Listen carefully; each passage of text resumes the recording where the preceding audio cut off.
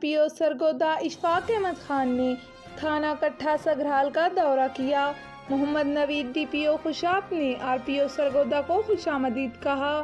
RPO Sargodha نے پیاری mines area کو کلیئر کرنے پر خوشاب پولیس کی کارکردگی کو سراہتے ہوئے SDPO مٹھا ٹوانا عامر شیرازی اور صدر سرکل کو ہدایت کی کہ منشیات فروشوں کے خلاف کارروائیوں کو مزید سخت کریں۔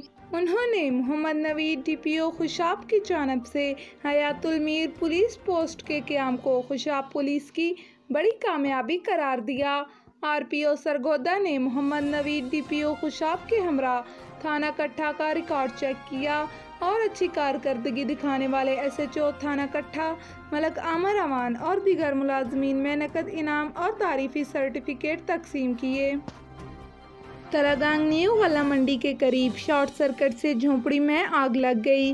حادثے کی اطلاع ملتے ہی 16 فائر بریگیڈ کا عملہ موقع پر پہنچا اور بروقت کارروائی کرتے ہوئے آگ پر فوراً قابو پا لیا۔ آپ کو اپڈیٹ کر رہے ہیں۔ تلگانگ نیو غلہ منڈی کے قریب شارٹ سرکٹ سے جھونپڑی میں آگ لگ گئی۔ حادثے کی اطلاع ملتے ہی 16 فائر بریگیڈ کا عملہ موقع پر پہنچا اور بروقت کارروائی کرتے ہوئے آگ پر فوراً قابو پا لیا۔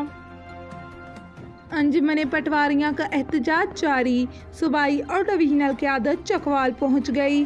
صوبائی صدر چودھری انصر، ڈویژنل صدر ملک خورشید، اسسٹنٹ کمشنر چکوال عمر سرور سمیت ڈویژنل عہدیداران کی چکوال احتجاج میں شرکت۔ مقررین نے پٹواری فیروز پر قاتلانہ حملے کی شدید الفاظ میں مذمت کی اور کہا کہ ملزمان کو جلد کیفری کردار تک پہنچایا جائے۔ انجمن پٹواریاں اپنے دوست فیروز کو تنہا نہیں چھوڑے گی۔